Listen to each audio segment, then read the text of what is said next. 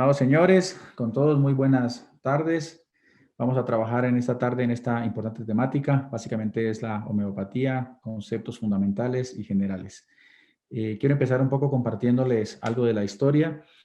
Nosotros, bueno, tuve la oportunidad de crecer en medio de las preparaciones homeopáticas y he estado toda mi vida vinculado a este concepto, a este tipo de medicamentos. Entonces les puedo compartir no solamente algo de información bibliográfica o de lo que hemos ido aprendiendo, sino un poco también de la experiencia, ¿sí?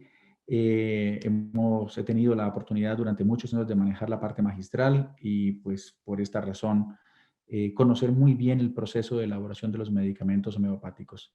También vale la pena aclararles de manera preliminar que este concepto de homeopatía lo estamos vinculando de manera muy especial al concepto de nanofarmacología, que fue el que Jaime les expuso en la mañana. Entonces, podríamos prácticamente decir que la nanofarmacología se vuelve una homeopatía de tercera o cuarta generación, o más bien es una forma que hemos encontrado para poder quitarnos de encima el estigma del medicamento homeopático y del placebo y de que no funciona, porque a veces el médico convencional que viene formado con estos parámetros tan rígidos en la Facultad de Medicina, pues le cuesta a veces aceptar el concepto vibracional, el concepto energético que tienen las plantas y que tienen en el fondo los medicamentos y la forma de ver al paciente de otra manera. Entonces, por esas razones que hemos ido haciendo esa adaptación y presentándoles un concepto fundamentado, como ustedes vieron la ley de Arnold Schulz esta mañana, coherente. Y quiero decirles que ese concepto de las dosis altas, medias y bajas lo estudian los médicos en la Facultad de Medicina, lo estudian cuando estudian farmacología. Lo que pasa es que lo ven a vuelo de pájaro realmente y no le prestan mucha atención. Entonces, lo que les quiero destacar es que es un modelo bien estructurado y sustentado. Sin embargo, no queremos ocultarles, queremos compartirles de manera plena también el concepto de homeopatía, ¿sí? Obviamente estas capacitaciones casi que han surgido para el equipo de trabajo que hemos desarrollado con Jaime en CELFAR, que es un equipo de trabajo orientado a visitar médicos convencionales. Ahora yo he invitado a algunos amigos especiales por algunas proyecciones y a uno que otro de los ejecutivos de Escollanos porque quiero que conozcan el concepto de nanofarmacología y el de homeopatía. Ahorita hay menos asistentes porque este es un concepto que lo han escuchado yo varias veces. Sin embargo, los visitadores que están enfocados en el concepto de nanofarmacología y de médicos convencionales, pues no han trabajado mucho sobre ese concepto y por eso pues lo vamos a replicar ahora. Y quiero que también entiendan realmente cómo se hace un medicamento homeopático, qué características tiene, qué propiedades tienen, porque también se pueden encontrar con algún médico convencional que simplemente diga, no, yo sí conozco el concepto, me gusta y tengo esta inquietud o tengo esta pregunta y ustedes tengan la posibilidad de bancarse en cualquiera de los dos panoramas, bien sea el del médico convencional o del médico que tiene aceptación por este tipo de conceptos. Entonces, por esa razón la importancia de esta temática. Y en el caso, pues, de Iván, que nos acompaña en Bogotá, y de Giuseppe, que nos acompaña en Lima, pues la proyección de todas maneras de trabajo que hay en estos dos países. Con Reykjavik es importante que conozcan realmente cómo está hecho un medicamento homeopático, qué características tiene, cómo funciona, cuáles son sus principios y sus fundamentos. Y pues entonces, por eso esta capacitación. Entonces, pues mucha atención, arranquemos. La homeopatía, conceptos, fundamentos generales que rigen la homeopatía, ¿sí? Vamos. Bases y fundamentos. Dice, la homeopatía es una medicina que trata las enfermedades con los semejantes. Su nombre proviene de homo, semejante, y patos, enfermedad. La homeopatía es, pues, una medicina que respeta la sabiduría del cuerpo, se sirve de medicamentos y remedios que estimulan los propios sistemas inmunitarios y defensivos del organismo. ¿Sí? Aquí vale la pena hacer algunas aclaraciones. Entonces, eh, esto surge cuando en Alemania el doctor Samuel Hahnemann, por fines del siglo XVII, un poco frustrado por los resultados de la medicina en aquella época. Se dice que estos 2 siglos fueron 2 siglos de muy poco desarrollo de la medicina. Y este doctor Samuel Hahnemann, médico alemán, un poco frustrado, empieza a hacer unas experimentaciones. A él se le ocurre simplemente basado en, en algunos experimentos previos, empieza a imaginarse que lo que sirve para crear el mal puede servir para curar el mal. Bajo esos términos lo hago pues muy comprensible. Y empieza a experimentar en sí mismo. Y lo bonito es que sus primeras experimentaciones las hizo con la corteza de un árbol que es muy propio de nuestros países, es conocido en Colombia, en Ecuador y en Perú. De hecho, se dice que los preparados o las cortezas con las que empezó a trabajar eran peruanas, era de la Amazonía peruana. Y es de un árbol que se llama quina, o también lo conocemos como quinina. Y es un árbol que se usa para el tratamiento, se usa de manera tradicional y milenaria para el tratamiento de la malaria y el paludismo. Entonces, este doctor Hahnemann toma corteza de este árbol, la cáscara de este árbol, y hace un preparado, un concentrado de este árbol y empieza a tomar en concentraciones pequeñas, en concentraciones bajas. Y lo atractivo y lo interesante es que él empieza a observar, obviamente, qué pasa en su organismo, qué pasa en su cuerpo con la ingesta de esta sustancia. Y entonces él empieza a encontrar que empieza a manifestar los síntomas propios del paludismo. Es lo que hoy en día conocemos como patogenesia, ¿sí? Patogenesia básicamente es la respuesta que puede generar una sustancia en un organismo sano. Y él, estando sano y saludable, al consumir la quina, empieza a expresar los síntomas del paludismo y la malaria. Entonces, esto a él le da la pauta para empezar a investigar y desarrollar toda esta teoría y esta tesis que pues, hoy en día dio lugar a lo que es la homeopatía y que se ha difundido por todo el mundo. Entonces, tiene algunos fundamentos importantes como estos que acabo de leer. Entonces, se dice que lo que en teoría sirve para crear o para generar la enfermedad también puede servir para curarla. Y otro principio es que básicamente la homeopatía no genera un efecto bioquímico, como hablábamos esta mañana, sino realmente estimula mecanismos propios de servorregulación. O sea, en pocas palabras, el organismo está diseñado para estar en equilibrio. Nuestra pésima alimentación, nuestro estrés, nuestro entorno, muchas circunstancias hacen que nuestro organismo pierda ese equilibrio vital, ¿sí? Y resulta que eso desencadena y permite la aparición de múltiples enfermedades. La homeopatía básicamente lo que hace es estimular esos mecanismos propios de servorregulación. ¿Sí? Avancemos. Bases y fundamentos. ¿Qué más podemos decir? La salud es el equilibrio de la fuerza vital, como decía, o energía vital del organismo. En términos actuales, el equilibrio del sistema inmunológico, esta energía vital mantiene el orden y la armonía funcional indispensable para que exista el estado de salud perfecto. ¿Sí? Entonces, hay equilibrio, hay armonía en nuestro organismo desde la perspectiva no solamente física, sino emocional, y tenemos bienestar y tenemos salud, pero esto se descompensa y empiezan los problemas. ¿Sí? La enfermedad comienza con el desarreglo o el desorden de la fuerza vital y puede transcurrir mucho tiempo antes de que el enfermo tenga síntomas físicos, pero la enfermedad ya existía y lo ideal sería actuar en estos primeros niveles para lograr un rápido restablecimiento de la fuerza. Esto obviamente hasta en medicina convencional.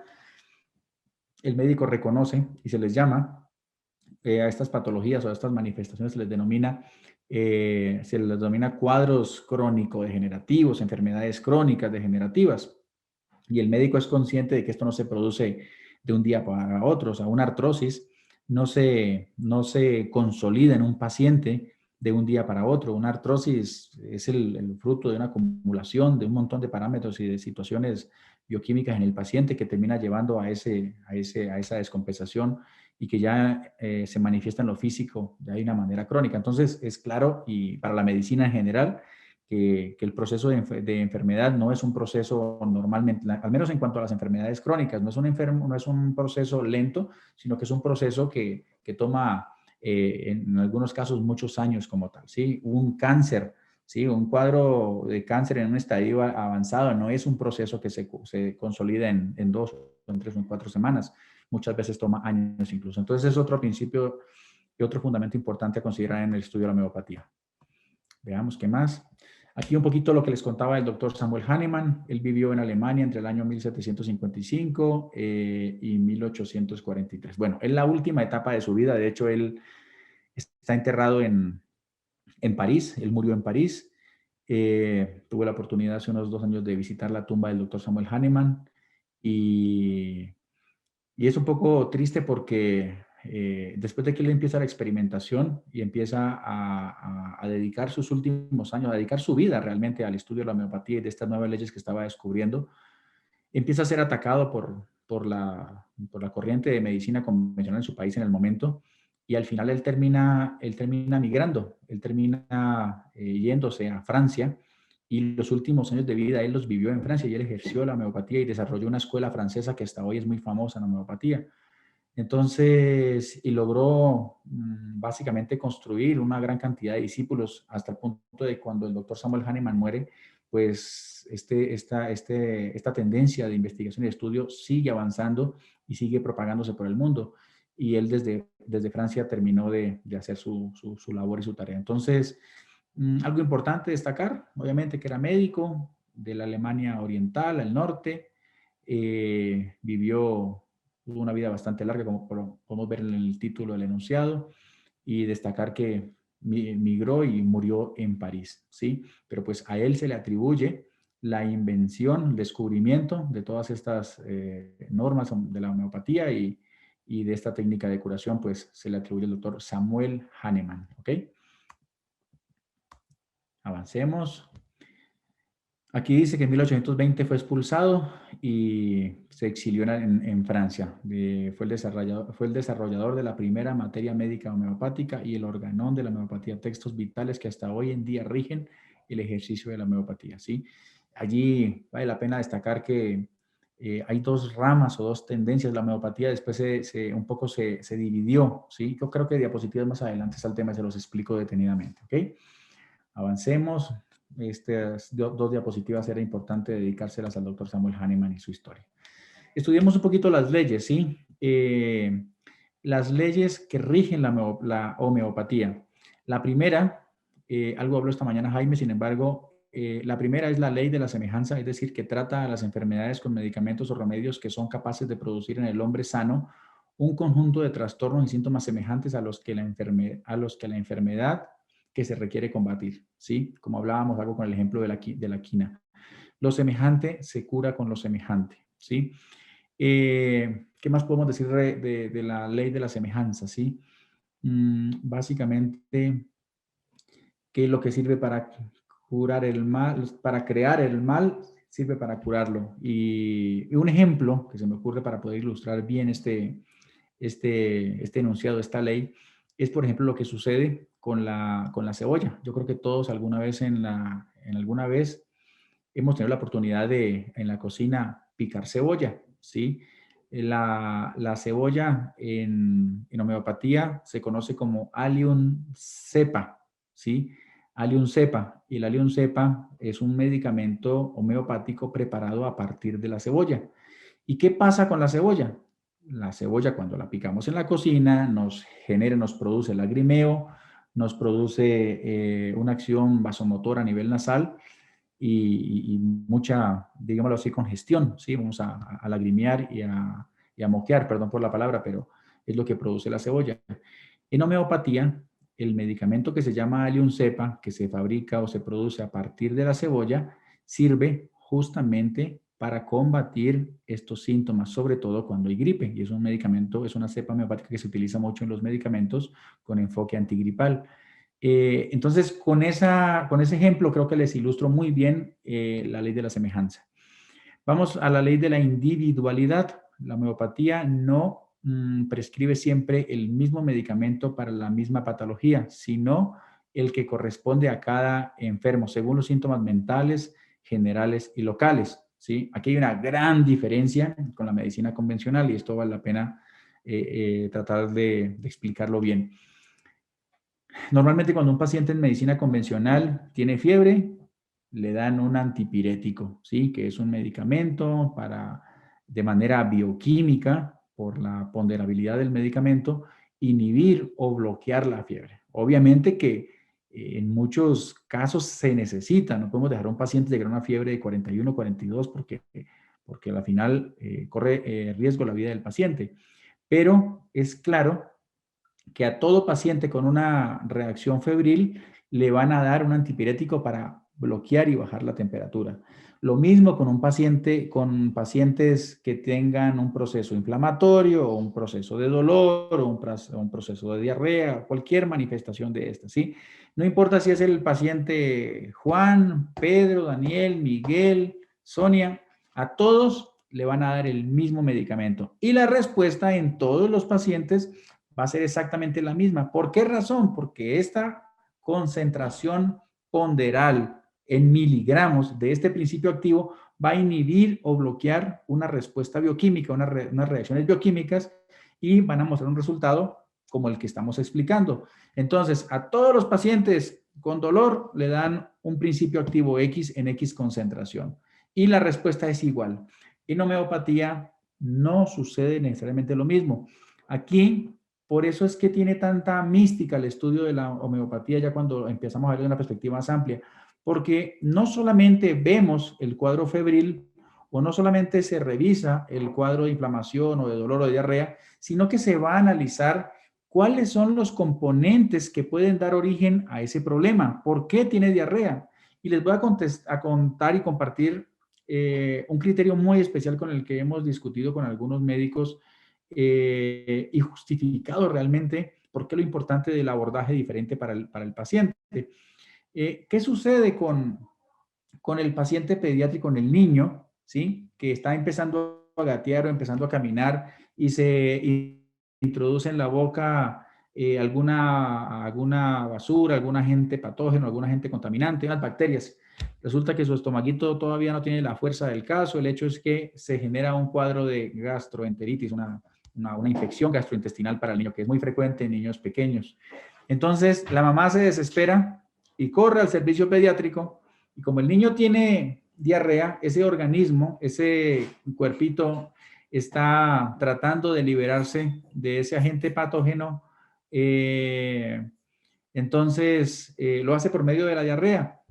Y entonces el pediatra le prescribe antidiarreicos, lo bloquea, lo corcha por debajo y esa toxina que tenía que ser excretada por vía fecal, digámoslo así, se mantiene adentro, no puede ser excretada. Entonces, el niño regresa a la casa, le dan el antidiarreico, el niño suspende su cuadro de diarrea, pero entonces al siguiente día el niño amanece con vómito. ¿Pero por qué razón? Porque ese organismo sigue intentando expulsar ese agente patógeno que es el que le ha hecho daño. Y resulta que la mamá desesperada llama al pediatra y le dice, doctor, mi hijo ya no tiene diarrea, pero ahora tiene un vómito que no lo puedo parar. Entonces el médico le manda antieméticos. Y resulta que esa toxina, que ese agente patógeno que tenía que salir y que el cuerpo está intentando deshacerse, el cuerpo, al bloquearlo por arriba, ¿sí? Simplemente permanece adentro del organismo del niño. Cuando lo corcha por abajo, lo corcha por arriba, el organismo tiene un tercer mecanismo para tratar de liberarse de ese agente que es el que está ocasionando el problema. Y resulta que ese niño empieza a querer fundir, a querer quemar esa toxina, esa bacteria, ese agente patógeno. Y entonces experimenta fiebre. Y la mamá, obviamente asustada y que no conoce estos conceptos, le llama al médico y le dice, mire, doctora, mi hijo ya no tiene diarrea, ya no tiene vómito, pero ahora tiene fiebre.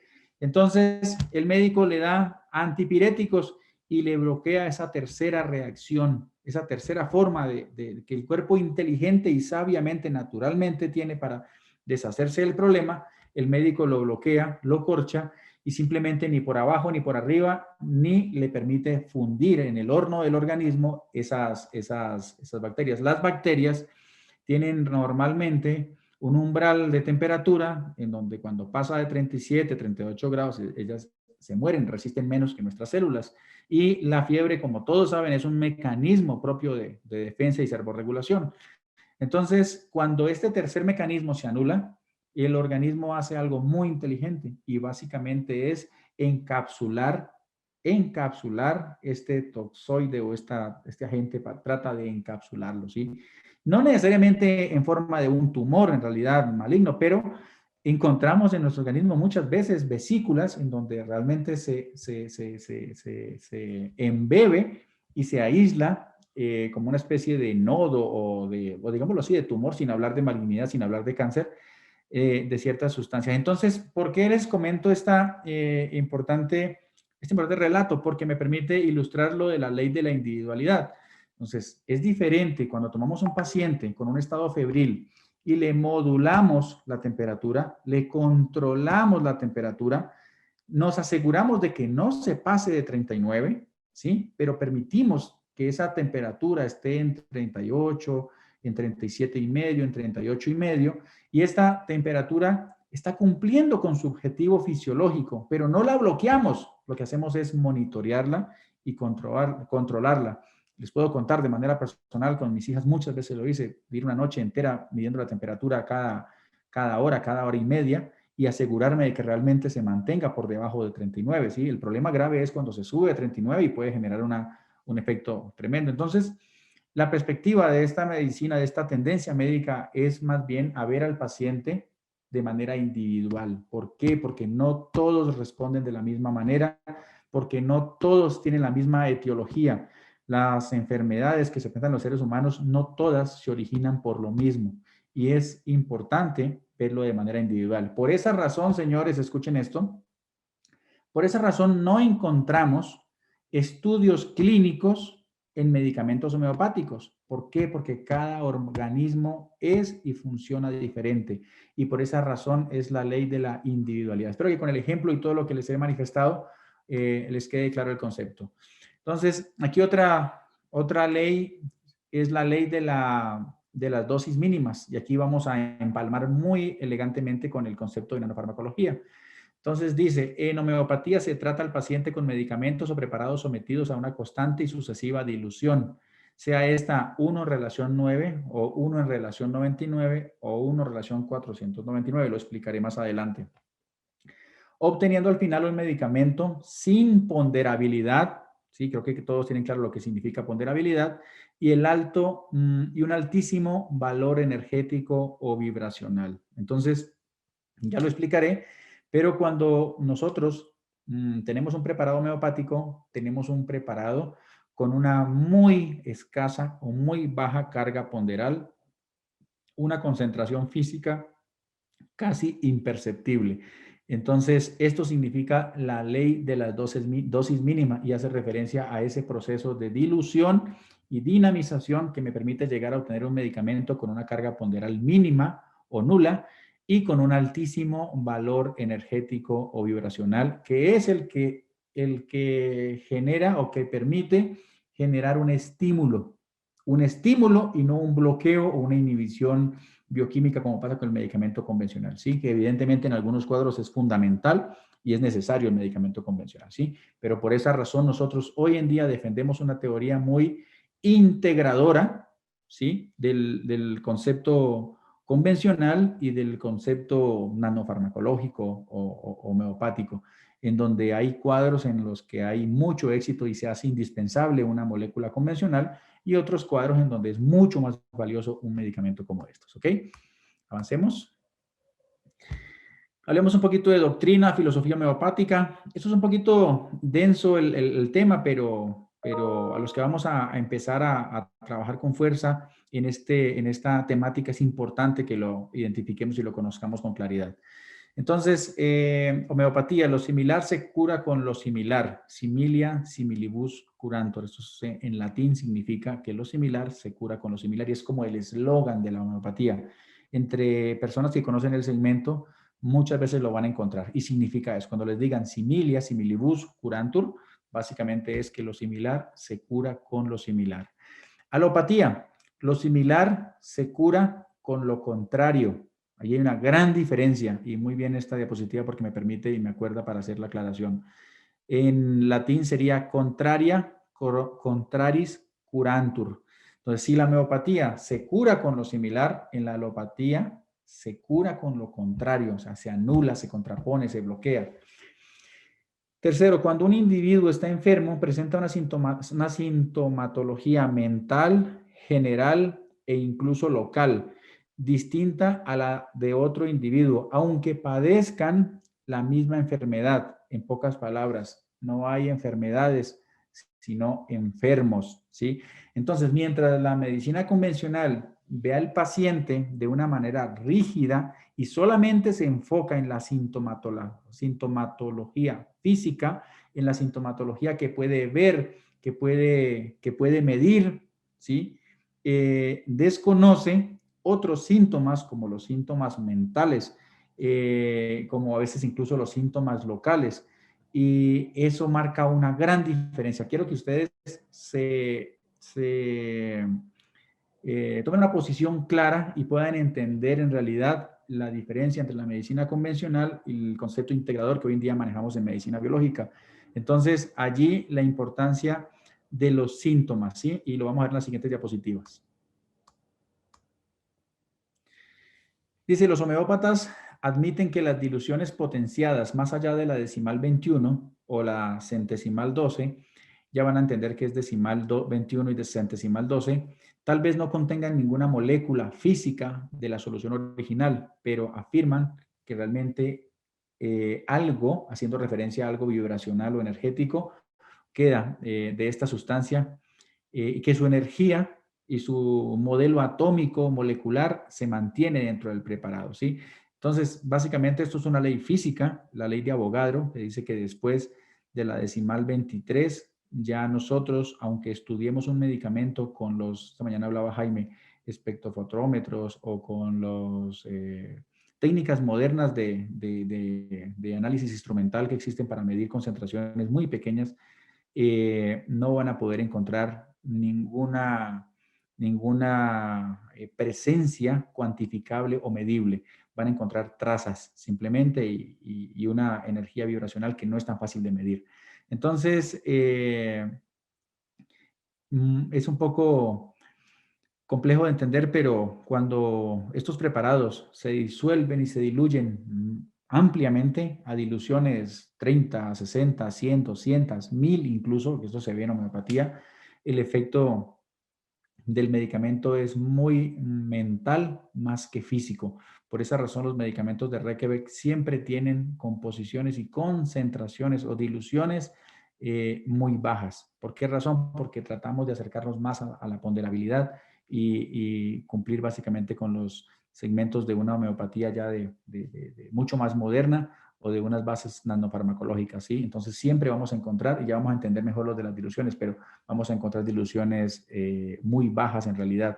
Dilución 1, dilución 0, dilución 1, dilución 2, dilución 3, 4, 5, 6, pero muy pocas veces van a encontrar en un producto de Reykjavik diluciones más allá de la décima decimal. ¿Por qué? Porque estamos bastante cercanos a la materia, ¿sí?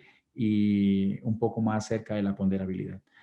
Otro concepto, la enfermedad se cura de arriba. Esto es muy importante. La enfermedad se cura de arriba hacia abajo, de adentro hacia afuera y en sentido inverso como aparecen los síntomas, ¿sí? No es que vamos a atacar al paciente y vamos a atacar todos sus síntomas, ¿no? Empezamos simplemente de una manera progresiva.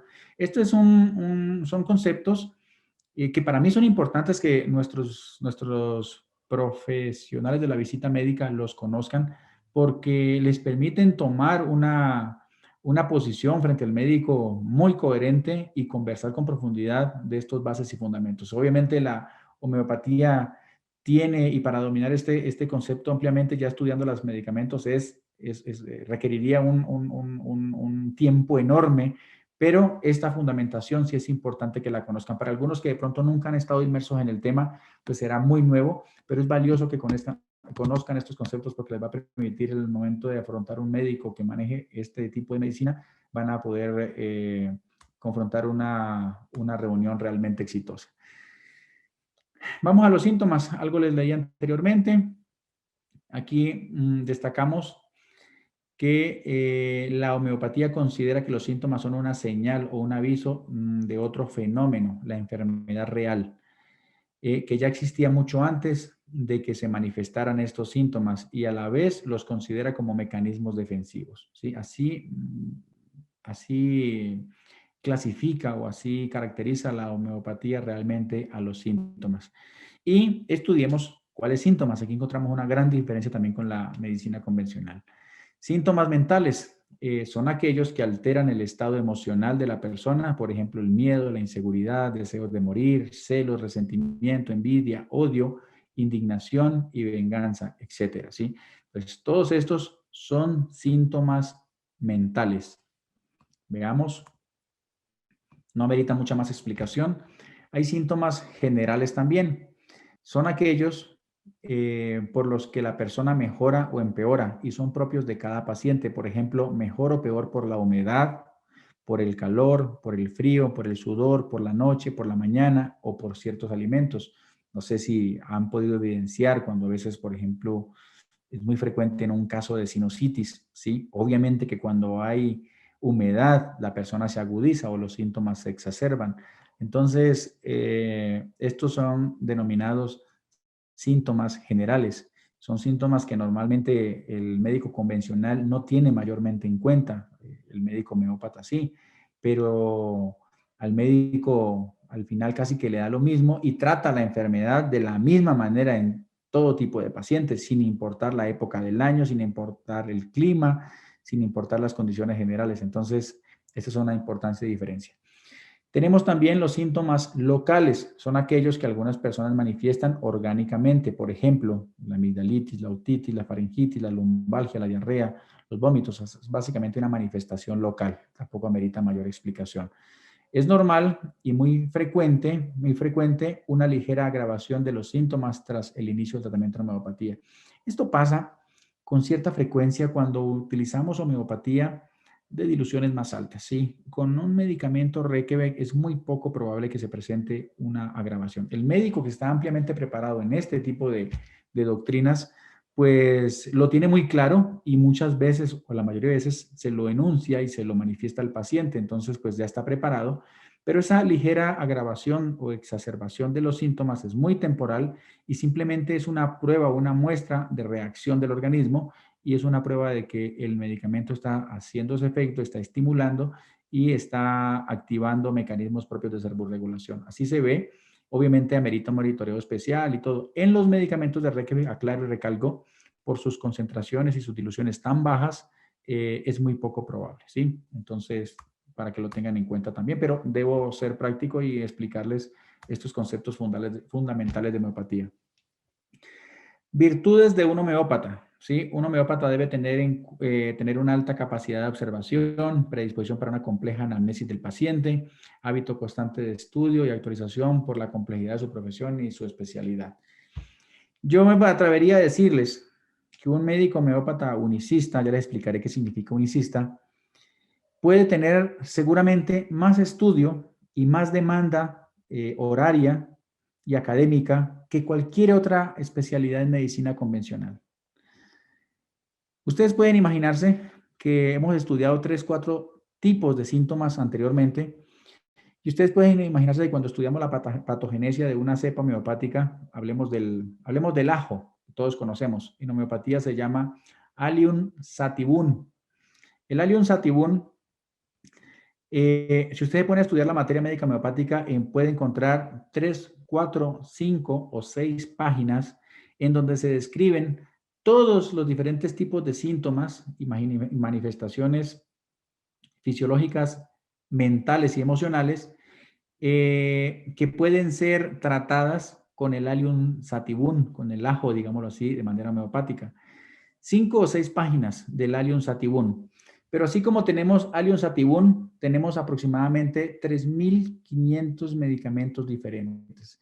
Imagínense ustedes, señores, que un médico homeópata un médico homeópata unicista, ¿sí? Ya lo explicaré bien a qué me refiero, debe tratar de identificar cuál de estos 3.500 cepas homeopáticas cubre los síntomas físicos, emocionales o mentales, locales de este paciente.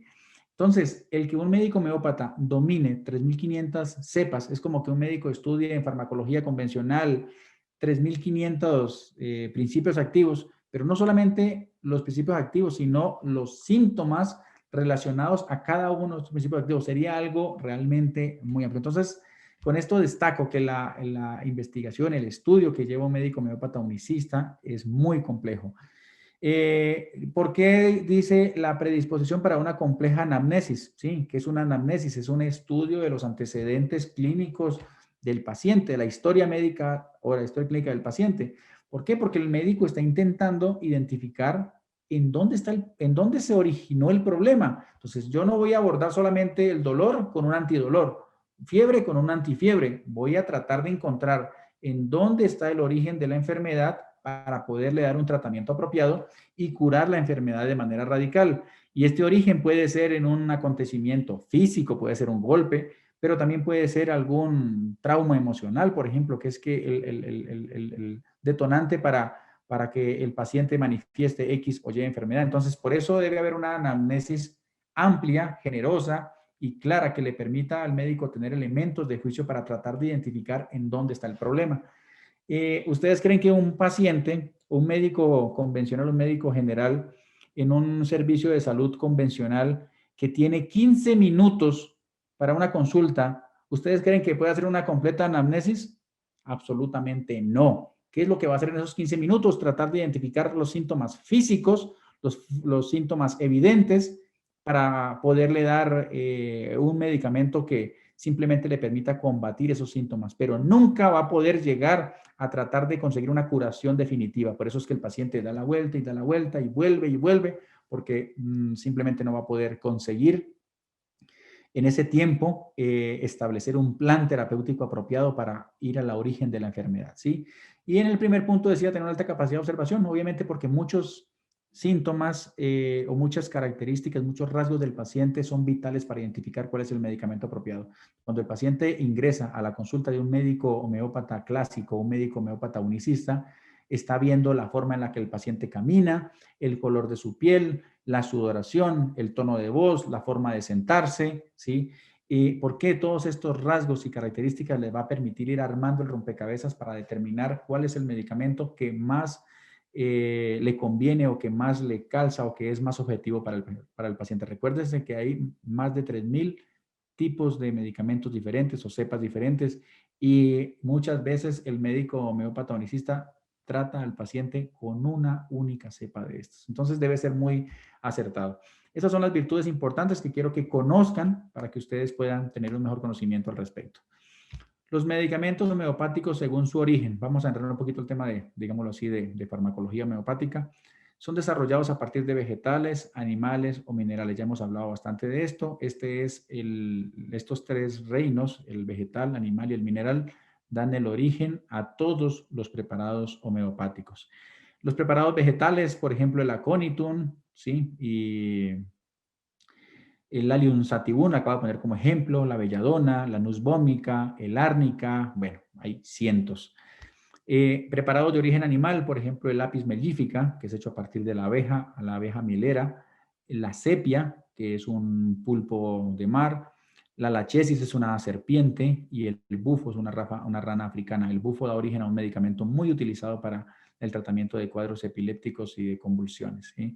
Preparados minerales tenemos, por ejemplo, el calcium carbónico, el calcio de concha o el lepar sulfuro, la silicea, ¿sí? Que es muy utilizado en niños con raquitismo. Entonces, aquí una breve descripción de cuál es el origen de los medicamentos homeopáticos. Todos, sin excepción, están desarrollados a partir de el reino vegetal, el reino animal y el reino mineral, ¿ok? Continuemos. Esta parte muy interesante, vamos a comprender y entender cómo se fabrica, cómo se produce un medicamento homeopático. Esquema de preparación de los medicamentos homeopáticos. De acuerdo a sus características físicas, cada uno tiene su propio esquema de maceración o preparación. Es oportuno destacar que varios de los medicamentos más importantes en la homeopatía se desarrollan a base de venenos o sustancias tóxicas. Esto es un punto importante de aclarar. Muchos de los medicamentos homeopáticos son preparados a partir de plantas medicinales que en condiciones ponderales son tóxicas, como por ejemplo el árnica. El árnica se la puede uno untar en un tobillo dislocado para tratar de bajar la inflamación y el dolor, pero no puede tomarse uno una infusión o una cocción de unas hojas o una flor de árnica, porque es altamente tóxica.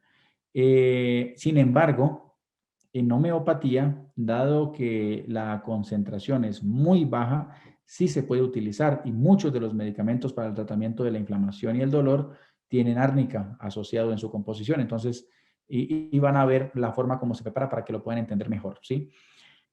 Con el paso del tiempo se ha investigado el valor terapéutico en homeopatía de las cepas desarrolladas a partir de sustancias patógenas como las bacterias. Aquí hay un tema interesante.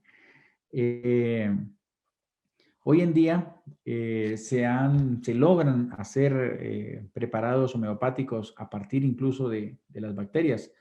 Eh, Obviamente, estos nosodes tienen una particularidad de tratamiento muy especial y pues a nivel comercial realmente no se produce y prácticamente no se consigue. Pocos médicos que logran obtener una cepa de una bacteria aislada de pronto lo puede preparar. Por ejemplo, a un paciente con amigdalitis.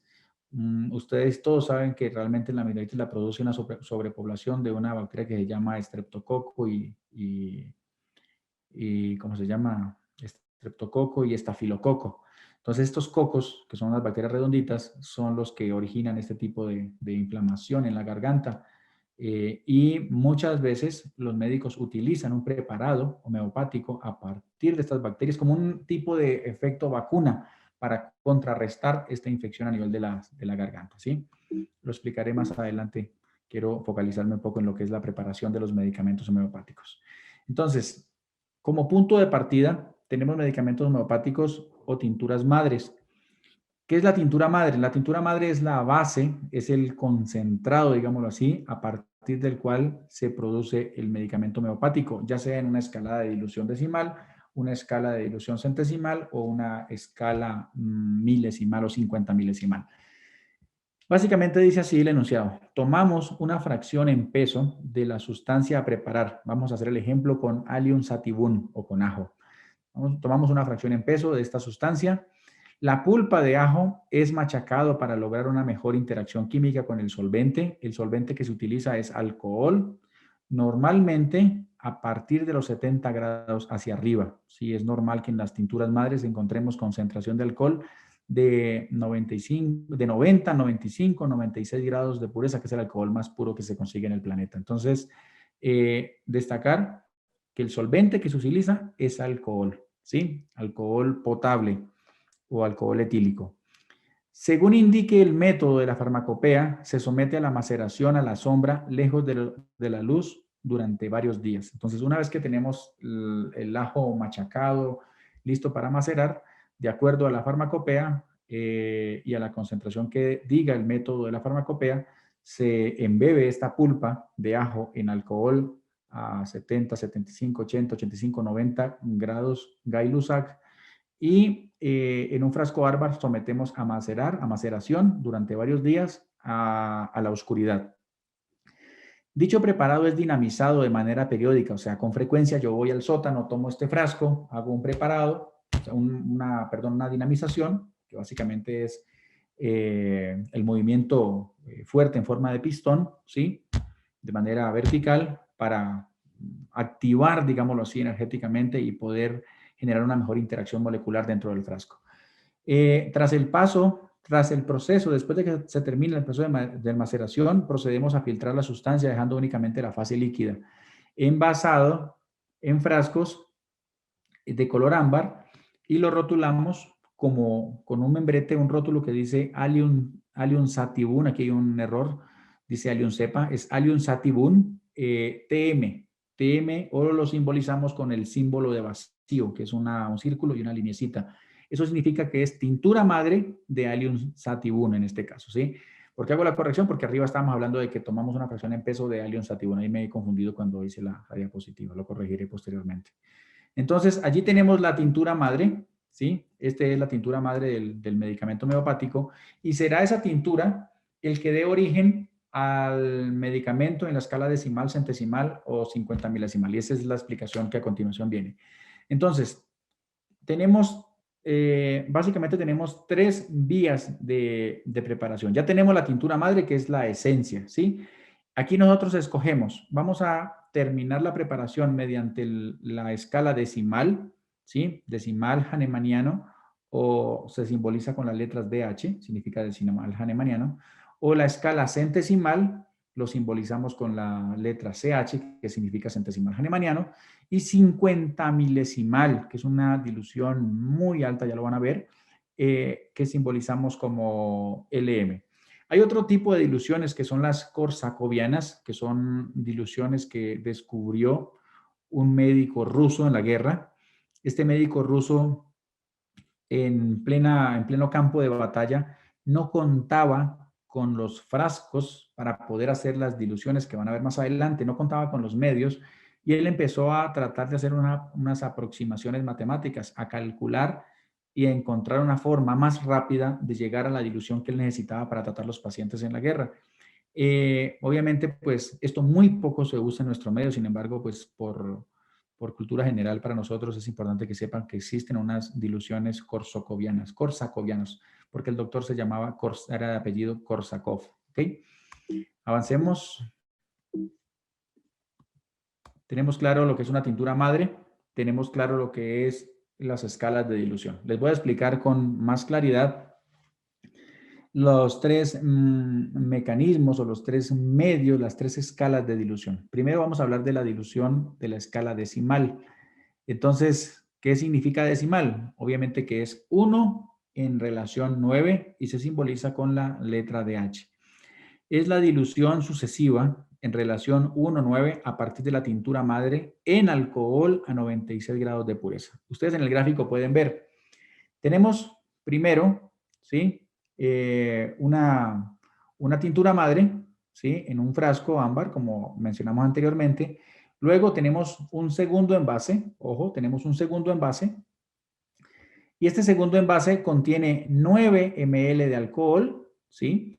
Tomamos 1 ml de la tintura madre y agregamos en el segundo envase que tiene 9 ml de alcohol. Cerramos el frasquito, procedemos a hacer un proceso de dinamización, básicamente es esto, es el movimiento brusco en forma de pistón para dinamizar, para tratar de activar energéticamente ese contenido.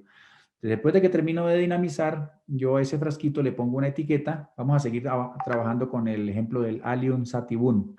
Entonces, una vez que ya cerré el frasco, puse la etiqueta. Esta etiqueta dice Allium Sativum 1DH. Esa recién es la primera dilución hahnemanniana en la escala decimal, 1DH.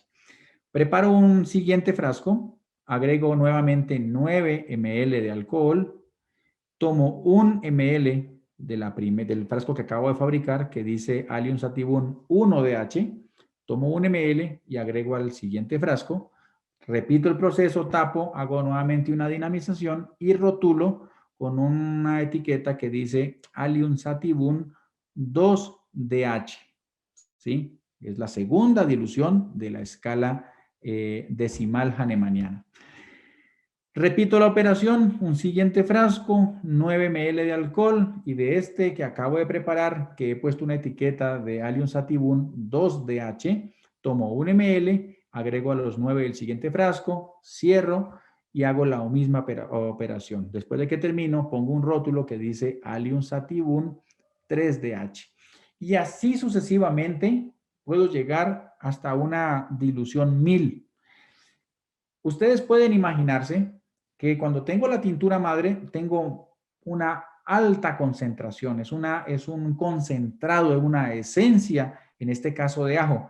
Pero cuando voy llegando a la tercera, a la quinta, a la décima, a la 20, a la 50 o a la 100, entre más diluyo, pues tengo menos presencia ponderal de este ajo que fue el punto de partida de la tintura madre. Y esto nos permite tener menor presencia física, menor ponderabilidad, pero mucho más valor energético vibracional. Así funciona la homeopatía, es inversamente proporcional. Entonces, es la forma como preparamos los medicamentos en la escala decimal. No se olviden, relación 1 a 9, y ya les expliqué el método, cómo se van preparando las diferentes diluciones una a una. ¿Y qué pasa entre más grande es el número de la dilución? Pues se supone que es menos concentrado, menos ponderal, pero es más fuerte vibratoriamente, es mucho más energético y tiene un uso más mental, es un uso más emocional. Entonces, en esos cuadros en donde el médico identifica que el problema puede ser una manifestación emocional, obviamente casi siempre va a trabajar diluciones más altas, ¿sí? Estas son en la escala decimal y prácticamente todos los medicamentos de Requebec, todos tienen sus componentes en la escala decimal. Si ustedes revisan el Vademecum, revisan las etiquetas o el material de apoyo comercial, ustedes pueden darse cuenta de que todos los medicamentos de Requebec asocian en su composición preparados homeopáticos o cepas homeopáticas en dilución decimal muy bajas, todos normalmente entre la 1 y la 10, ¿sí? Normalmente 1 y la 6 y uno que otro un poco más alto, pero casi nunca se pasa de la 10 o de la 12. Entonces, importante que entiendan el concepto de las diluciones decimales. Las centesimales son prácticamente iguales, el procedimiento es el mismo, el único cambio o la única diferencia es que en vez de ser 1 en 9, es 1 en 99, ¿sí? Entonces tomamos un ml de la tintura madre, agregamos a un frasco que tiene 99 ml de alcohol, sellamos, dinamizamos y ponemos un rótulo que dice Allium sativum a la 1 CH, que significa 1 centesimal hahnemanniana. Luego repetimos el proceso de este frasco, tomamos un ml y agregamos a otro frasco ámbar que tiene 99 ml de alcohol, tapamos, dinamizamos y rotulamos con otra etiqueta que dice Allium sativum a la 2 centesimal hahnemanniana, ¿sí? Y de esa manera seguimos 3, 4, 5, todas las demás. Entonces, hay una gran diferencia entre la escala decimal y la centesimal. El modelo, el método de preparación es el mismo, pero ustedes van a encontrar obviamente mucha menor concentración ponderal en una sexta, en una 6CH, van a encontrar mucha menor concentración, menos ponderabilidad que en una sexta decimal hahnemanniana. ¿Por qué? Porque el intervalo de dilución es mucho mayor, es 10 veces más. Entonces, estos medicamentos en la escala centesimal se usan más en medicina, en los homeópatas clásicos, que trabajan mucho más desde la perspectiva mental que la perspectiva física. En Requebec destaco que la concentración y la dilución siempre está dada en la escala decimal. Vamos avanzando. Dice que la dilución y dinamización consecutiva, tras el proceso de dilución consecutiva se pierde la ponderabilidad del medicamento, es obvio. Entre más diluido, menos ponderabilidad, menos presencia física, menos posibilidades de poder cuantificar la materia que se encuentra dentro de este producto, ¿sí? Entonces llega el punto en el que solamente puedes encontrar básicamente alcohol, pero lo que allí queda es la vibración energética de esa cepa homeopática. Tras el proceso de dinamización consecutiva logramos una importante energización del medicamento, como mencionaba. Se prevé después de la decimal 24 de la CH12, realmente ya no tenemos presencia física o ponderal del medicamento, ¿sí?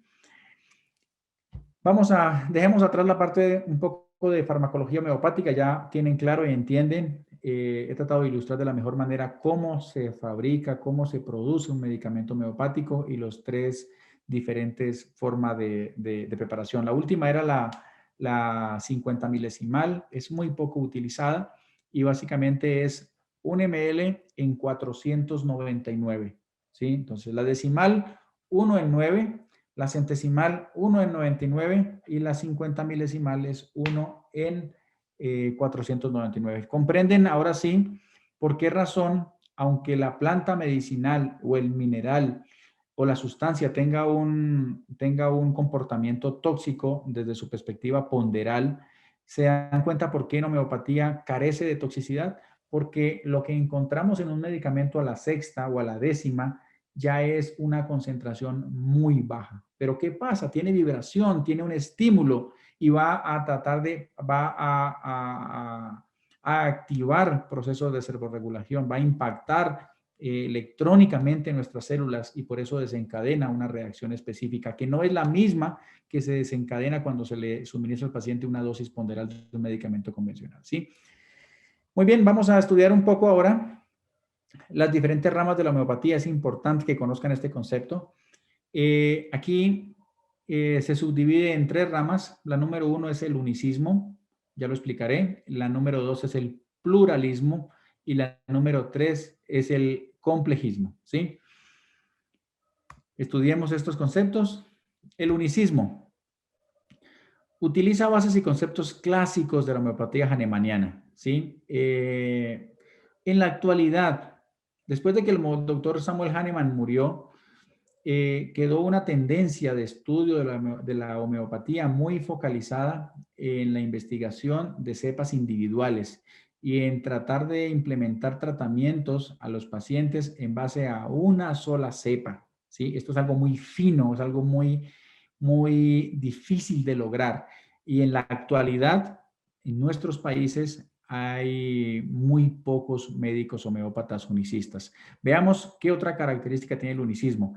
Propone un tratamiento en base a un solo medicamento en una dilución específica. Entonces, no solo que el médico tiene que identificar cuál es el medicamento que podría curar a ese paciente, sino también determinar en qué dilución, si lo utilizan una 30 decimal o se lanza a una 200 centesimal o simplemente se va a una 50 milesimal. Entonces, tiene mucha mística, realmente mucho mérito el médico homeópata como tal, y en la actualidad pues quedan muy pocos.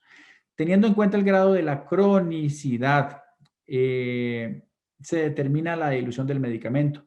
Entonces, cuando la fase es crónica, se utiliza un tipo de diluciones y cuando la fase es aguda, se utiliza otro tipo de medicamento. Por último, se enfoca en los 3 tipos de síntomas que rigen el estudio de la homeopatía. El unicismo es muy radical, digámoslo así, en el estudio y en considerar los 3 tipos de síntomas que puede tener un paciente, como vimos al principio de la capacitación, a diferencia del médico convencional, en donde solamente ve prácticamente síntomas físicos, ¿sí? Y de vez en cuando algunos síntomas generales. El médico homeópata unicista tiene que darle mucha relevancia a los diferentes tipos de síntomas. Son 4 aspectos importantes del enfoque unicista.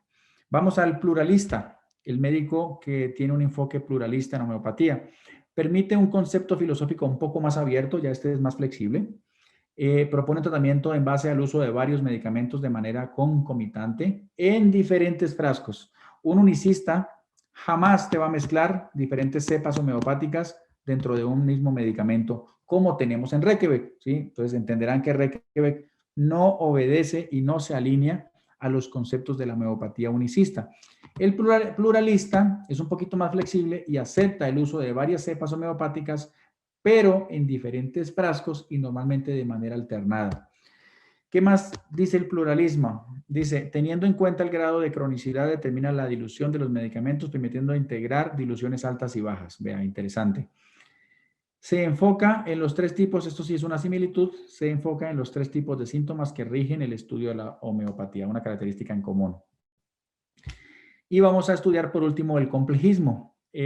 Considera tesis y conceptos totalmente modernos y más flexibles. Aquí ya no es una sola cepa, sino que me permite generar un trabajo integral en base a varias cepas homeopáticas. Propone un tratamiento en base al uso de varios medicamentos de diferente dilución dentro de un mismo frasco. Normalmente se emplean diluciones bajas en la escala decimal y se enfoca de manera principal en los síntomas físicos. Entonces, yo les hago una pregunta. ¿En dónde está Reykjavik? ¿En el unicismo, en el pluralismo o en el complejismo? Evidentemente, Reykjavik y los medicamentos que encontramos de las diferentes marcas comerciales en nuestro medio están dentro del complejismo, ¿sí? Yo quiero que ustedes también entiendan que la tendencia que se ha desarrollado en las últimas décadas en la estructuración de medicamentos homeopáticos o nanofarmacológicos, básicamente va orientado a ir encontrando un punto medio entre el fármaco convencional y el homeopático clásico.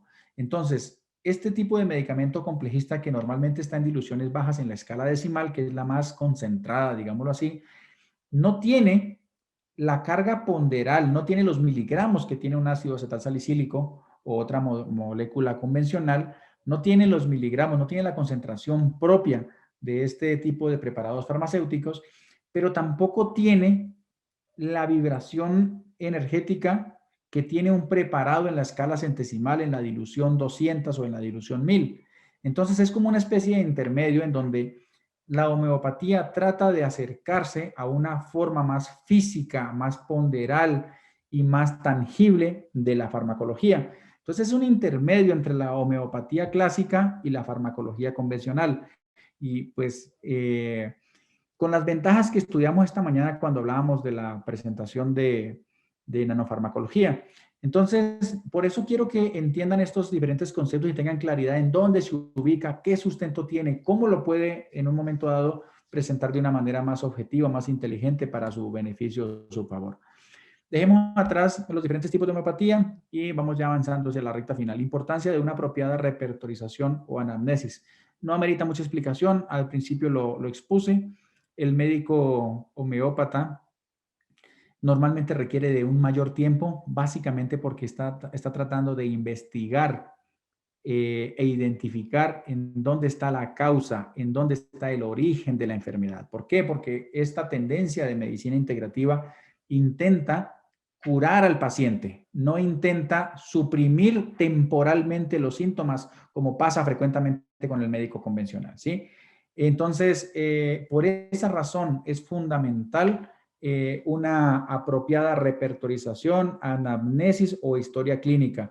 Y muchas veces un médico de este tipo de tendencia te hace una consulta que dura mínimo, al menos la primera consulta, mínimo 45 o 60, a veces hasta 90 minutos. ¿Por qué? Porque hace un interrogatorio completo y trata de llevar al paciente, de conseguir identificar cuál es el detonante, cuál es el punto de origen, cuál es la etiología de la enfermedad para poder ayudar al paciente. Y muchas veces es un enfoque, es un síntoma o es una situación muy psicoafectiva o muy psicoemocional. Y allí es donde la psicología no convencional también forma parte del concepto integrativo que maneja esta medicina, ¿sí? Entonces, no todo es 100% con fármacos. Muchas veces puede un fármaco de origen homeopático, un nano preparado como estos, puede apoyar, como el R14. Por eso es que el R14 quieta es el medicamento más vendido de Reykjavik. ¿Por qué razón? Porque muchos de los problemas patológicos del paciente tienen un origen psicoemocional, un origen psicoafectivo. Y el R14 es el medicamento que le ayuda a estabilizar las emociones del paciente. Y luego, muchas veces con un esquema de psicoterapia no convencional, ¿sí? Ojo, no convencional, un esquema de terapia psicológica en donde se le puede ayudar al paciente a tratar de reconocer por qué esa emoción o esa manifestación emocional es la que está dando el problema. Y cuando se le puede ayudar al paciente a identificar bien, ¿sí? ¿Por qué esa manifestación patológica, por qué esa situación es la que le marca el problema? Y se le puede ayudar al paciente para que trabaje emocionalmente y dé el paso hacia dejar atrás esa situación, ese antecedente, ese recuerdo o ese impacto que en su momento le generó la patología. Eso es algo, a veces para las personas que de pronto nunca han estudiado esos conceptos, un poquito difícil de entender, pero para los que estamos muchos años en esto sabemos que así funciona y que muchas veces el detonante de una patología, o qué coincidencia, cuando se muere la abuelita con la que con la que el señor se crió, ¿sí? Es cuando se le desata el problema de diabetes o se le desata el problema de gastritis o se le desata el problema de artrosis o de X enfermedad. Entonces, allí llegan los médicos que manejan estos conceptos de una manera mucho más integral a trabajar y logran ayudar al paciente para una superación. Entonces, por eso la importancia de una apropiada repertorización o anamnesis o historia clínica. Aquí otro punto importante. Esta mañana yo les decía cuando hice mi intervención final al término de la capacitación que tuvimos de nanofarmacología, yo les decía que la dosis en nanofarmacología es muy flexible, ¿sí? Obviamente al tener cuando yo tengo una cantidad de miligramos, 300 miligramos, 500 miligramos, ¿sí? Si yo no respeto esa dosificación, puedo llevar al paciente a una intoxicación, como lo mencionábamos, ¿sí? Pero aquí tenemos una concentración realmente tan pequeñita, una nanoconcentración en realidad, que si el médico, ante el tipo de síntoma que tenga, el tipo de cuadro que tenga al frente, decide aumentar su frecuencia, ¿sí? O incluso aumentar su dosificación, no voy a tener un efecto adverso. Esto es algo, una de las particularidades más bonitas de este tipo de preparados farmacéuticos. Entonces, vamos a leer el enunciado. Dice, debemos tener en cuenta que la dosis depende directamente de la dilución del medicamento. Entre mayor sea la dilución, menor es la frecuencia de ingesta del medicamento. Entre más diluido es el medicamento o la cepa homeopática, la frecuencia debe ser menor. ¿Por qué razón? Tiene menos frecuencia ponderal, menos presencia ponderal, una dilución alta, un preparado, por ejemplo, me invento a la 1000, pero en cambio tiene más carga vibratoria. Y entonces, en cambio, allí estos nanofármacos deben ser prescritos de una manera más cuidadosa. ¿Por qué? Porque el impacto emocional, el impacto vibratorio puede ser fuerte para el paciente. Eso es una regla de homeopatía también. Entre más alta la dilución, entre más alta la dilución, simplemente se prescribe con menos frecuencia. ¿Sí? Por esa razón, con los medicamentos de Requebec que tenemos diluciones bajas, pues no tenemos este problema del impacto emocional que se tiene en la homeopatía clásica, ¿sí? Y entre menor sea la dilución, mayor puede ser la frecuencia, justamente lo que estoy diciendo, ¿sí?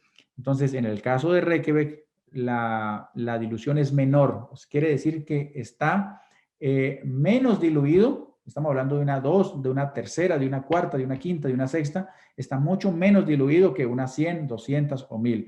Y la ingesta puede ser mucho más frecuente, ¿sí? Que es lo que pasa en el medicamento de Requebec. Vamos a encontrar a veces médicos que tienen confianza en este tipo de medicamentos, los trabajan con mucha confianza y vamos a encontrar situaciones en donde un médico manda 5 gotas de un R14, 5 gotas cada 30 minutos, con la certeza y la seguridad de que no se va a presentar una crisis medicamentosa o una intoxicación.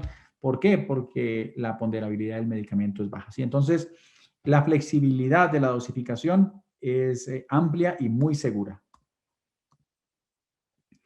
Diluciones bajas, para que entiendan mejor este concepto, diluciones medias versus diluciones bajas, versus diluciones medias versus diluciones altas. Las diluciones bajas son utilizadas normalmente en cuadros clínicos agudos. Por su ponderabilidad son más eficaces a nivel físico. Recuerden que les dije que se acercan a la ponderabilidad, ¿sí? Entonces las diluciones bajas como las de Requebec son más utilizadas en cuadros físicos, en cuadros agudos. Las diluciones medias son utilizadas principalmente en cuadros clínicos crónicos y las diluciones altas son muy utilizadas en cuadros clínicos o síntomas mentales de gran trascendencia, ¿sí? Obviamente, dentro de los preparados de Requebec no participan las diluciones altas, ¿no? Pero quiero que lo conozcan y que lo sepan. Vamos a un concepto importante que básicamente ha dado origen a esta homeopatía de tercera o cuarta generación, podemos decir, a estos conceptos de nanofarmacología. Y es la homotoxicología, ¿sí? Esta tendencia fue descubierta en Alemania por el doctor Hans Heinrich Requebec a mediados del siglo pasado. Él básicamente determinó o descubrió una teoría que enuncia que todas las enfermedades se originan por una sobrecarga, por una acumulación permanente de toxinas, por una toxicosis. Entonces, la persona que se alimenta mal, que consume drogas o alcohol o cigarrillo de manera constante va haciendo un cúmulo de toxinas muy pequeñitas que no es porque se fuma un cigarrillo que la persona se enferma, pero si tiene un hábito de fumar de manera permanente, va acumulando en su organismo una cantidad de toxinas a tal punto que le permite presentar una manifestación patológica. Entonces, ese es el fundamento básicamente de la homotoxicología. Y es increíble porque, bueno, esto yo lo trato de explicar de manera muy rápida, pero la homotoxicología y estas bases que el doctor Requebec descubrió hace unos 70 años aproximadamente, hasta ahora se reconocen y se estudian de manera ampliamente. Hoy en día, por esa razón, le damos mucha importancia al Drenatox, al drenaje y a la depuración de toxinas a nivel orgánica.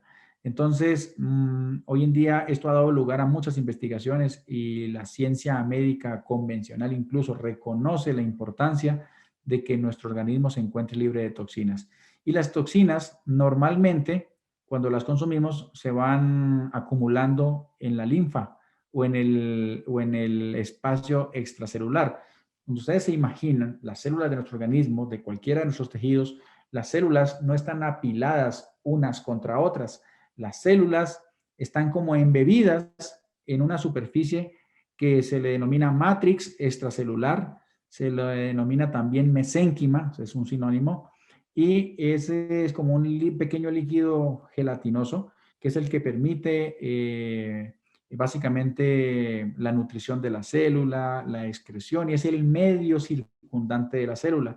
Es allí donde se acumulan normalmente todas esas toxinas. Cuando esta concentración de toxinas sube demasiado, empiezan a atravesar la membrana celular e ingresan al citoplasma, y cuando esa acumulación de toxinas se incrementa tanto, simplemente llega a un punto que termina ingresando al interior del núcleo y modifica el ADN de la célula, generando una replicación inapropiada y dando lugar a lo que es un cáncer. Entonces, hasta cierto punto, esta teoría, que es muy conocida hoy en día y ampliamente aceptada, dice que las enfermedades degenerativas en su mayoría son el cúmulo persistente de muchos años de diferentes toxinas. Ahora, ojo, señores, existen toxinas endógenas y existen toxinas exógenas. Las exógenas son el alcohol, el cigarrillo, la grasa, bueno, todo lo que viene de afuera y permite acumularse. Pero cuando nosotros respiramos, también se producen algunas toxinas endógenas, como el ácido láctico, por ejemplo, como la histamina. Son toxinas que se producen de manera endógena. Destacar como otra característica importante de la homotoxicología. Destacar también que este doctor Rekebeck, y eso es una gran ventaja porque para nosotros, los que representamos la marca Rekebeck, esta línea lleva el apellido de este doctor, y los médicos que han estudiado un poco este concepto pues lo identifican y lo pronuncian con mucha facilidad. Este doctor Rekebeck también decía que la enfermedad tenía básicamente 3 fases y 6 etapas, desde una de menor nivel de toxicosis hasta una de mucho mayor toxicosis. Entonces, siendo la de mayor concentración de toxinas, la más crónica es la etapa se denomina de neoplasia. Ya de pronto más adelante trabajaremos esta temática para los que sea necesario y desarrollaremos con exactitud el concepto de las 6 etapas y las fases humorales. El corte biológico, en donde se puede ver el nivel desde la menor carga tóxica hasta la mayor carga tóxica, y cómo realmente los síntomas se van agudizando, cómo el paciente se va haciendo más crónico conforme se aumenta la concentración y la cantidad de toxinas en el organismo, ¿sí? Entonces, destacar que simplemente la homotoxicología determina que hay varias fases y varios niveles de la enfermedad, ¿sí? Esta diapositiva brevemente, le voy a dar un minuto nada más. Quiero que tengan un poco claro lo que es el concepto de la acupuntura. También trabaja con vibración, con energía. Dice que fue descubierta hace más de 2500 años y que usa agujas muy delgadas para estimular puntos específicos en el cuerpo. Estos puntos se ubican en líneas energéticas llamadas meridianos. Los tratamientos de acupuntura mejoran el flujo y equilibrio de energía a lo largo de estos meridianos. Entonces, no viene mucho al caso como tal, pero pues sí quería que de pronto entiendan también de manera muy general este concepto, ¿sí? Dado el caso, hacemos otra capacitación en el momento que sea necesario para profundizar el estudio de la acupuntura. Aquí algo más, una gráfica de los meridianos. Simplemente se dice, ¿sí? Y los chinos descubrieron esto hace muchos años, y simplemente ellos determinan que somos una red energética, somos como autopistas por donde circula nuestra energía. Cuando hay un corte o cuando hay un golpe, estos flujos se interrumpen, y ellos mediante estas aplicaciones de aguja, con agujas muy finas, estimulan ciertas vibraciones energéticas, y de esa manera llevan al organismo a recuperar el equilibrio vital. Entonces, eso es la acupuntura. Son 12 meridianos los que se han descubierto, y básicamente forman como una especie de red, como pueden ver aquí en el gráfico, una especie de red energética por donde circula la energía, y pues la idea es que se mantenga en equilibrio, ¿sí?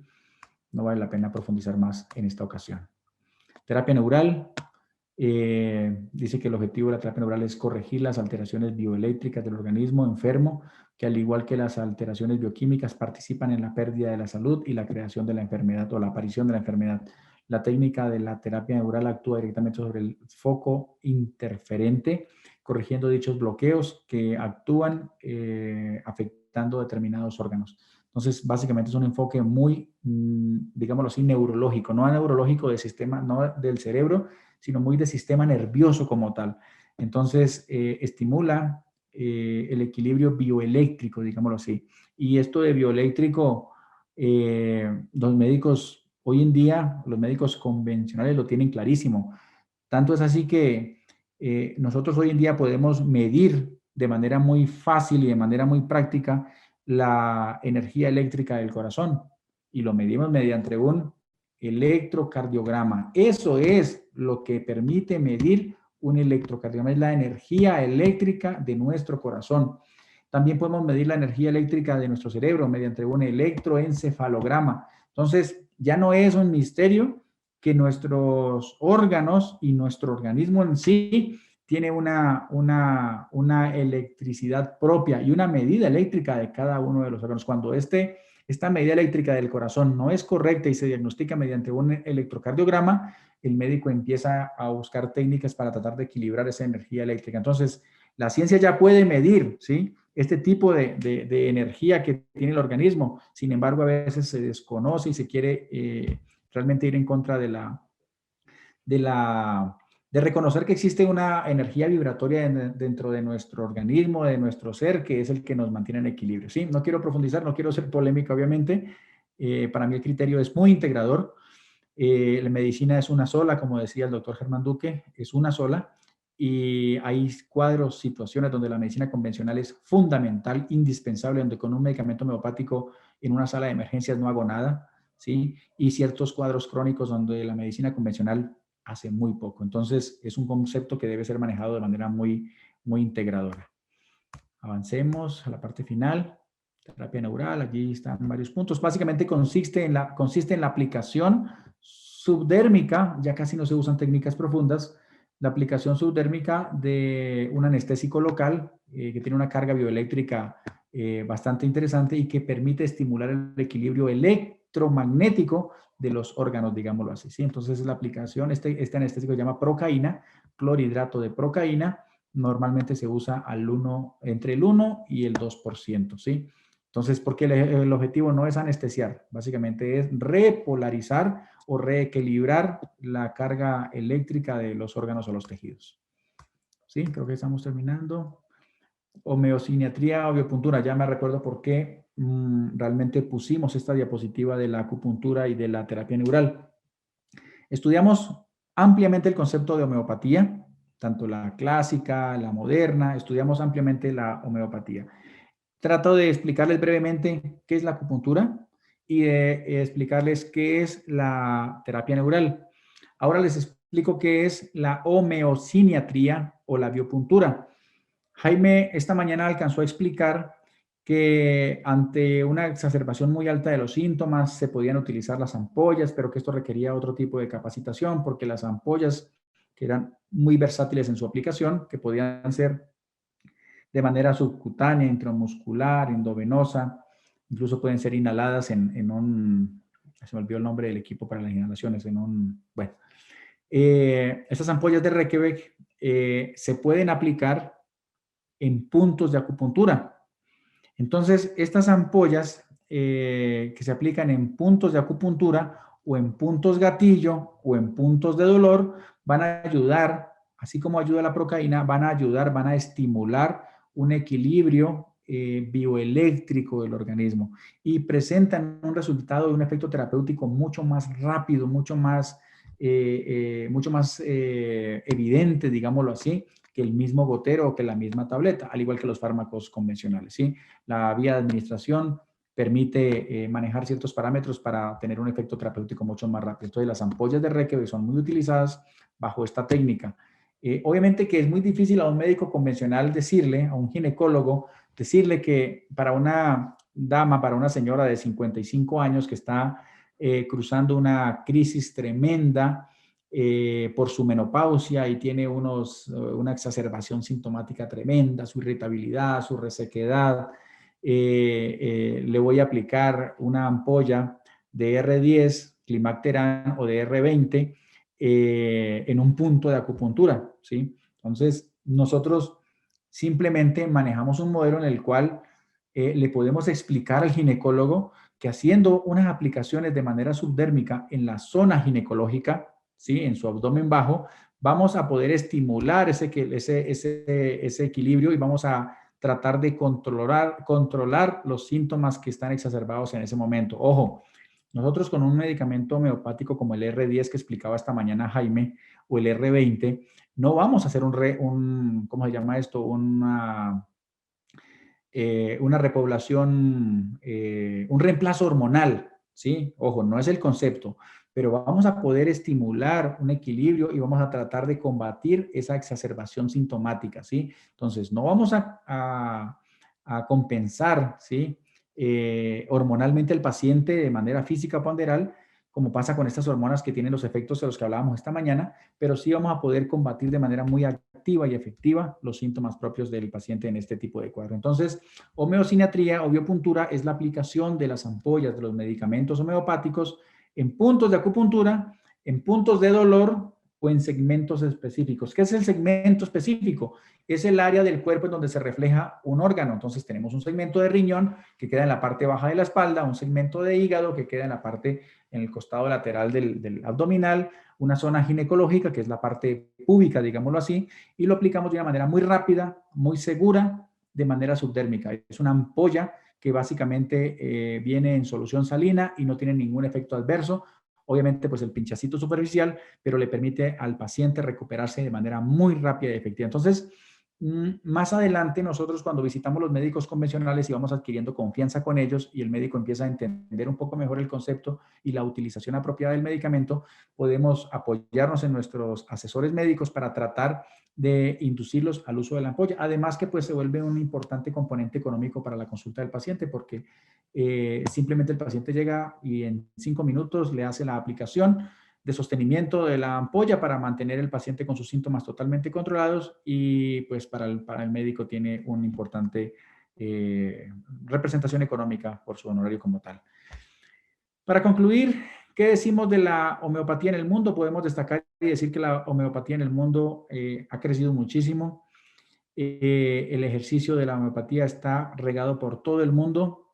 Goza de reconocimiento legal en la mayoría de países del mundo. Se reconoce a la homeopatía como una técnica terapéutica y existe incluso un marco normativo. Y en muchos países, como por ejemplo Colombia, Argentina, México, Brasil, simplemente el médico puede especializarse hoy en día en homeopatía. O sea, la homeopatía es reconocida como una especialidad más. En el Ecuador hay un marco normativo claramente establecido. Digamos que no se reconoce como, todavía no hay una universidad donde se pueda estudiar homeopatía, pero sí existe un reconocimiento total de los medicamentos homeopáticos y un marco regulatorio que permite sacar registros, controlar la comercialización, la venta de los preparados homeopáticos. En algunos países existen programas oficiales de capacitación, ¿sí? En cuarto nivel, como mencionaba, implementación de registro sanitario y validación de las fórmulas magistrales como medicamentos homeopáticos. Casi todos los países del mundo hoy en día reconocen el medicamento homeopático, lo respetan como tal y lo validan como un fármaco. En la mayoría de países de nuestra región, en Perú, en Colombia, en Ecuador, en Chile, existe un marco regulatorio y la forma legal de sacar un registro sanitario. O sea, se le reconoce como tal al medicamento homeopático. Y por último, también destacamos que en las instituciones de salud pública de muchos de nuestros países ya el paciente puede optar por un tratamiento homeopático en centros hospitalarios, dispensarios médicos de primer nivel. Ya existe una oferta, no en todos, no es masivo, no es generalizado, pero es un gran paso el poder ver que ya se ofrece una posibilidad terapéutica a partir de medicamentos homeopáticos en un centro de salud público, que eso hace 15, 20, 25 años pues era un mito. Creo que terminamos con esto. En Ecuador, reconocimiento legal, como les mencionaba, desarrolla un reglamento que rige y controla la importación, almacenamiento, comercialización de los medicamentos homeopáticos, implementación de registro sanitario, validación de las fórmulas magistrales. Se puede preparar un medicamento homeopático magistral y hay un marco normativo que lo controla y la incorporación de tratamientos en los centros de salud del Estado, como les mencionaba anteriormente. Sí, creo que terminamos. Espero, es mucha información para una sola capacitación, creo que llevo como hora y media, pero considero fundamental que realmente puedan entender estos conceptos. Esta charla va a quedar grabada para que puedan volverla a escuchar. He tratado de manera generosa de explicarles todos los fundamentos, porque no se trata de engañarles o de decirles que la nanofarmacología es la magia moderna, sino que ustedes puedan entender realmente de dónde viene, cómo se produce, cómo funciona, ¿sí? Y ustedes estén totalmente claros y convencidos de lo que están llevando al paciente es un preparado farmacéutico que está desarrollado bajo técnicas que llevan llevan décadas en ejercicio, en prueba, y que hoy en día están rodando por todo el mundo. Simplemente que el marketing y el poder de la industria farmacéutica convencional para poder ganar espacio casi que ha ido dejando de lado y tratando de ocultar y combatiendo el desarrollo de estas importantes tendencias médicas. Entonces, por esa razón, insisto en que ustedes conozcan los conceptos de manera amplia, ¿sí? Con esto me despido, les agradezco por su atención. Una feliz tarde para todos.